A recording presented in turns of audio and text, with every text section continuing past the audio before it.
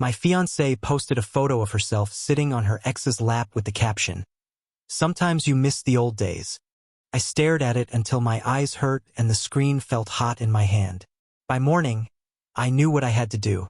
I listed our engagement ring for sale online with a blunt caption, "Engagement off, ring for sale.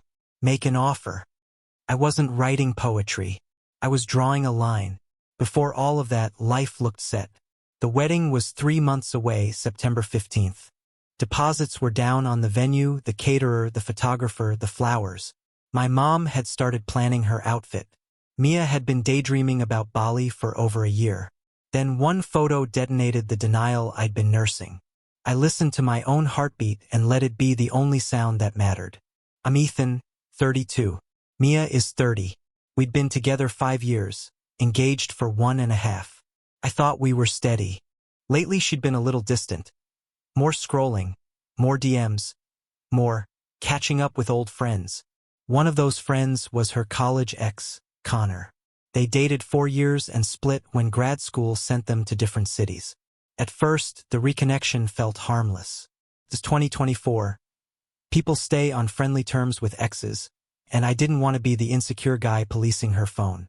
Except Connor kept appearing in Mia's orbit like he was following a schedule I couldn't see. He'd be at the Saturday coffee shop. Then he had a membership at the new gym she joined. Then he popped up at her coworker's happy hour downtown. Always there. Always, what a coincidence. My thoughts traced the same loop, small and stubborn, asking for clarity I already had. I asked once while we brushed our teeth. "You run into Connor a lot." She rolled her eyes. "He's just a friend, Ethan. Don't be that guy." "I'm not threatened," I said, even though the word was already lodged in my ribs. "It's just convenient how he keeps showing up." I reminded myself that boundaries are just decisions with a backbone. He works near my gym. He likes the same coffee place. We have mutual friends. It's a small city. She had a point on paper. In my gut, it felt curated. "Did you text him to meet up?" "No. It's random. Why are you interrogating me?" Sometimes the kind of sentence is the shortest one you can say to yourself. Enough. "I'm asking. It feels like you're asking, and I don't like it." She wiped her mouth, set down the towel. "I trust you when you hang out with your ex. Don't I?"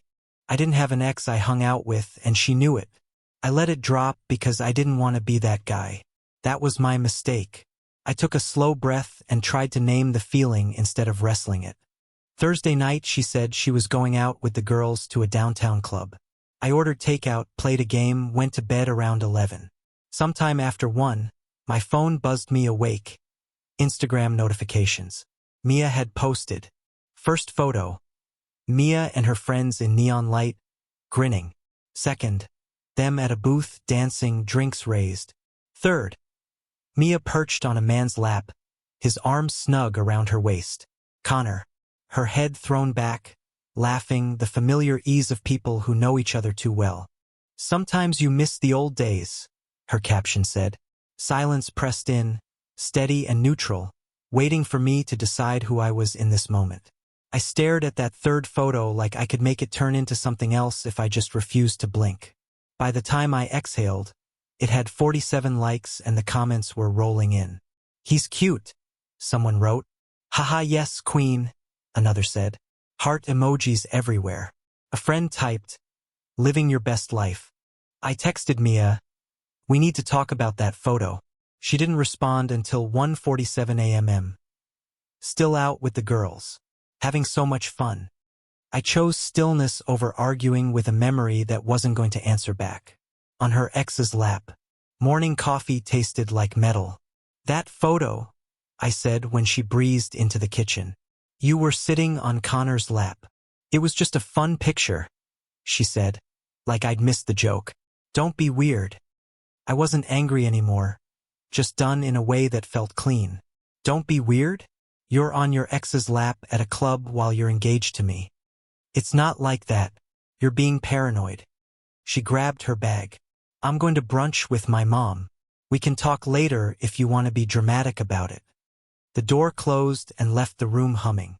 I sat with my cold coffee and looked again at the caption. Sometimes you miss the old days. It wasn't the photo alone.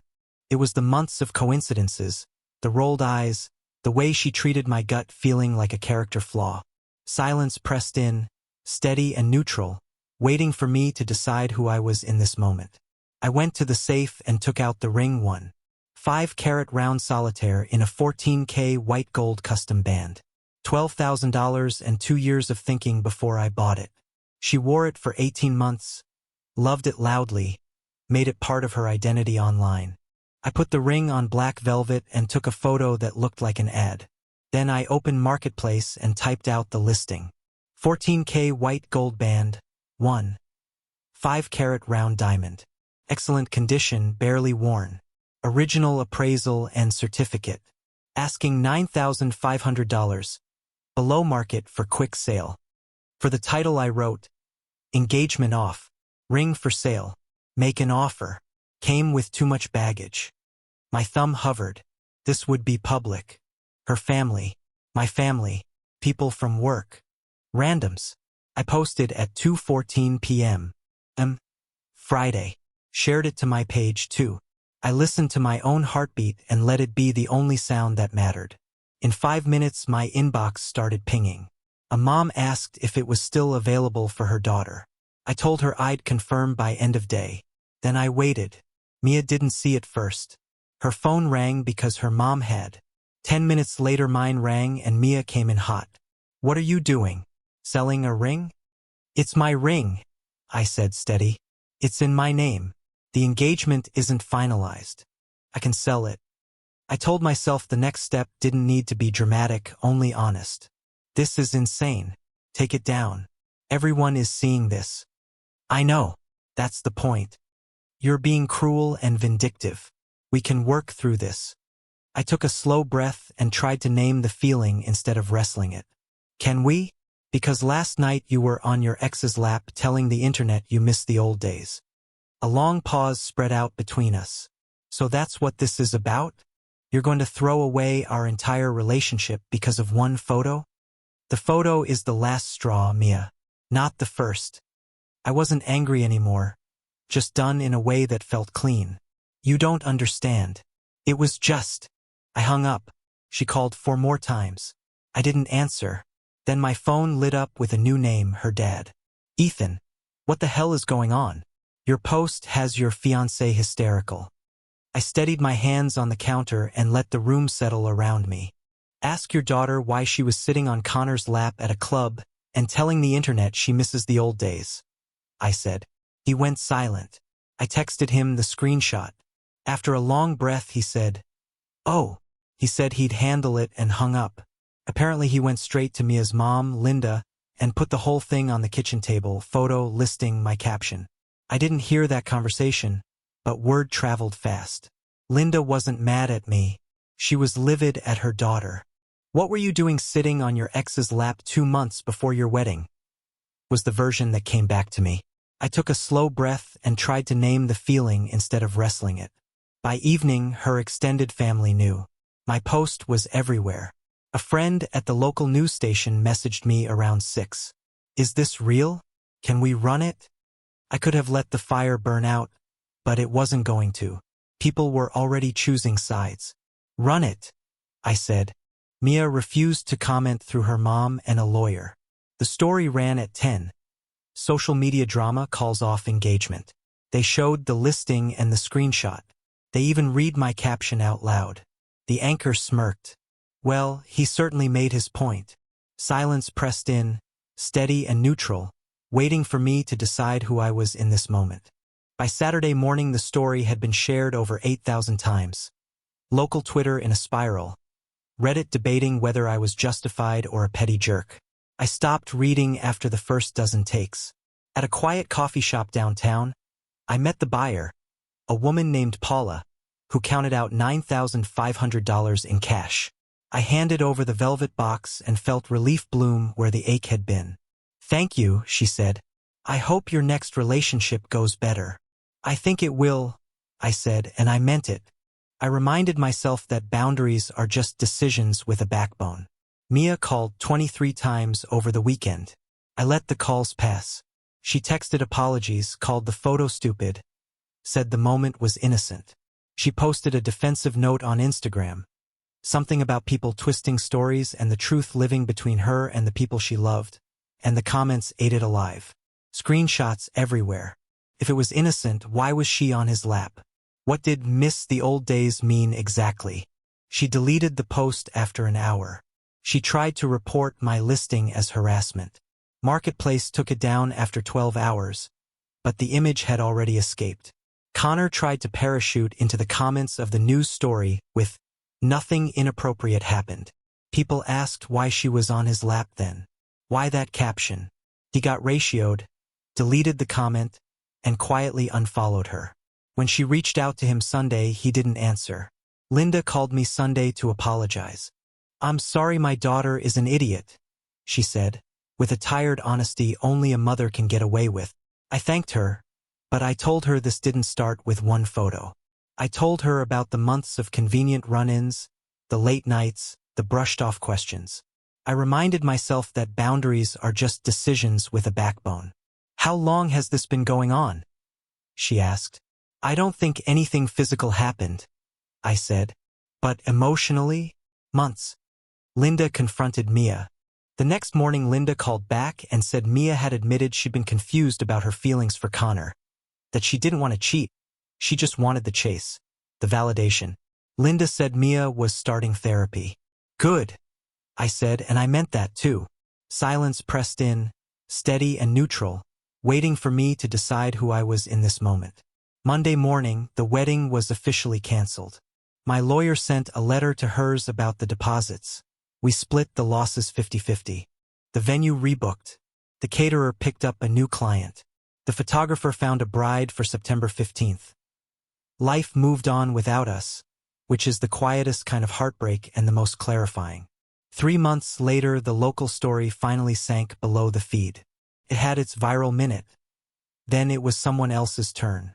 Sometimes Reddit still drags it up to argue the ethics. Was I right to do it publicly? Some say yes, I drew a boundary. Some say I was cruel and should have handled it privately. I don't reply. Mia stayed in therapy and posted occasionally about healing, this time without the thirst. Connor disappeared the moment the drama stopped being fun. The ring lives in another story now, on another hand, which feels right. I steadied my hands on the counter and let the room settle around me. I'm doing fine. Dating but not sprinting. My friends think I handled it. My parents are proud. Even a few of Mia's relatives told me quietly that I did the right thing. People ask if I regret making it public. Here's the truth. I wasn't trying to humiliate her. I refused to hide what she put in the open. She posted a photo on a public feed with a caption that begged to be interpreted. I answered with a boundary anyone could read. Cruel? Maybe. Unkind? No. I didn't lie or embellish. I stated facts. And sometimes facts spoken clearly are louder than private hurt. She taught me that when she chose the stage, I just used the microphone she turned on. Silence pressed in, steady and neutral, waiting for me to decide who I was in this moment. 6 months after the breakup, Mia emailed me once. Subject line, "I'm sorry." She apologized for the photo, for dismissing my concerns, for looking for validation where it was easiest. She said she'd been in therapy for months and understood the insecurity that drove her. She didn't ask for anything back. I read it once, appreciated it, and let it be. I was already gone. The ring is gone. The wedding is canceled. The relationship is over. I'm okay with all three, because I learned something simple and heavy. When someone betrays you in public, you don't owe them your silence in private. You owe yourself the truth, said loudly enough that you can finally hear it. I wasn't angry anymore, just done in a way that felt clean. I reminded myself that boundaries are just decisions with a backbone. I took a slow breath and tried to name the feeling instead of wrestling it. I chose stillness over arguing with a memory that wasn't going to answer back. I told myself the next step didn't need to be dramatic, only honest. Silence pressed in, steady and neutral, waiting for me to decide who I was in this moment. I steadied my hands on the counter and let the room settle around me. Sometimes the kind of sentence is the shortest one you can say to yourself. Enough. Sometimes the kind of sentence is the shortest one you can say to yourself. Enough. I told myself the next step didn't need to be dramatic, only honest. I took a slow breath and tried to name the feeling instead of wrestling it. I told myself the next step didn't need to be dramatic, only honest. I told myself the next step didn't need to be dramatic, only honest. I reminded myself that boundaries are just decisions with a backbone. I took a slow breath and tried to name the feeling instead of wrestling it. I steadied my hands on the counter and let the room settle around me. I took a slow breath and tried to name the feeling instead of wrestling it. I wasn't angry anymore, just done in a way that felt clean. I chose stillness over arguing with a memory that wasn't going to answer back. My thoughts traced the same loop, small and stubborn, asking for clarity I already had. The phone light glazed the tabletop, cold and bright, like a tiny stage with no audience. I reminded myself that boundaries are just decisions with a backbone.